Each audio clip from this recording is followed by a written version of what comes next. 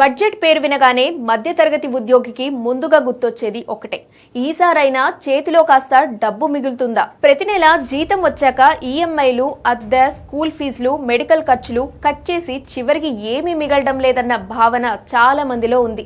ఇటు ఫిబ్రవరి 1న కేంద్ర ఆర్థిక మంత్రి నిర్మలా సీతారామన్ ప్రవేశపెట్టనున్న బడ్జెట్ పై వ్యక్తిగత పన్ను చెల్లింపుదారుల ఆశలు మళ్లీ మొదలయ్యాయి. స్టాండర్డ్ డిడక్షన్ పెరగాలన్న ఆశ నుంచి హోమ్ లోన్ భారం తగ్గించాలన్న డిమాండ్ వరకు ట్యాక్స్ పేయర్లు కొన్ని విషయాలను ఎక్కువగా ఆలోచిస్తున్నారు. మరి ఈ బడ్జెట్ నిజంగా సామాన్యుల జేబులో డబ్బును పెంచుతుందా?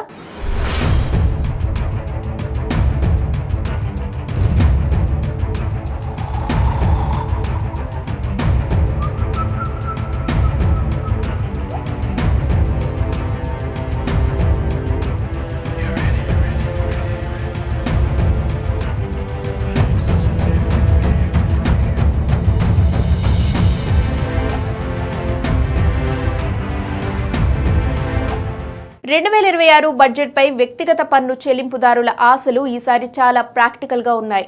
పెద్ద ఎత్తున ట్యాక్స్ రేట్లు తగ్గించాలన్న డిమాండ్ కంటే ప్రస్తుతం ఎదుర్కొంటున్న రోజువారీ ఇబ్బందులకు పరిష్కారం కావాలన్న కోరిక ఎక్కువగా వినిపిస్తోంది. ఓవైపు ద్రవ్యోల్బణం పెరుగుతోంది, మరోవైపు ఖర్చులు పెరుగుతున్నాయి.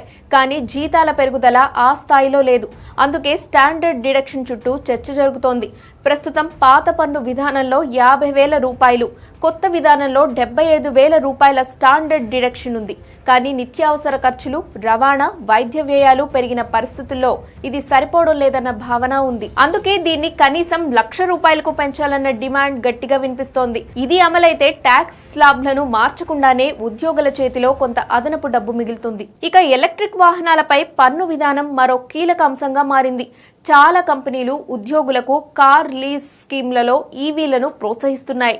కానీ ఇప్పటికీ ట్యాక్స్ లెక్కింపు ఇంజిన్ సామర్థ్యంపై ఆధారపడే పాత విధానంలోనే జరుగుతోంది. ఇది ఈవీలకు సరిపోదన్న వాదన ఉంది. ప్రత్యేకంగా ఎలక్ట్రిక్ వాహనాలకు వేరే పన్ను లెక్కింపు విధానం తీసుకురావాలని ఉద్యోగులు, కంపెనీలు కోరుతున్నాయి.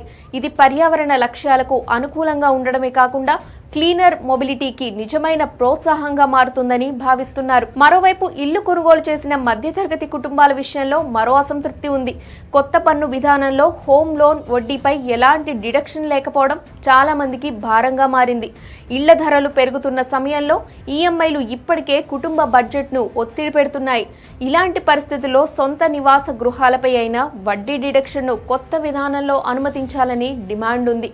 ఇది కొత్త పన్ను విధానంపై నమ్మకాన్ని పెంచే అవకాశం ఉందని నిపుణులు భావిస్తున్నారు. ఇటు పన్ను రిటర్న్ ఫైలింగ్ గడువుల అంశం కూడా ఈసారి చర్చలో ఉంది.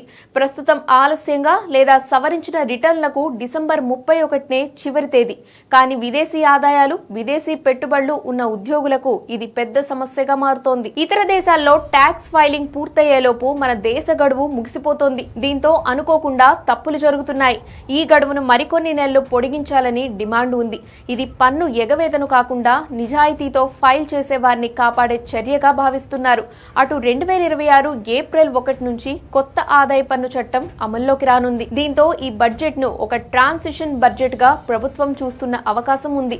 అందుకే భారీ మార్పుల కంటే చిన్న కానీ ప్రభావితమైన సవరణలకే అవకాశం ఉందన్న అంచనాలు ఉన్నాయి. ఫాస్ట్ రీఫండ్లు, సింపుల్ కంప్లైంట్స్, డిజిటల్ ప్రాసెస్ల మెరుగుదల లాంటి అంశాలపై ప్రభుత్వం దృష్టి పెట్టే ఛాన్స్ ఎక్కువగా కనిపిస్తోంది. మొత్తానికి ఈ బడ్జెట్ నుంచి మధ్యతరగతి కోరుకుంటున్నది స్పష్టంగా ఉంది. పన్ను చెల్లించడం తప్పనిసరని అందరికీ తెలుసు. కానీ ఆ బాధ్యత జీవితం మీద భారం కాకుండా ఉండాలన్నదే ఆశ. మరి ఈసారి బడ్జెట్ మన జేబుకు ఊరట కలిగిస్తుందా లేదా అన్నది ఫిబ్రవరి 1న తేలిపోనుంది.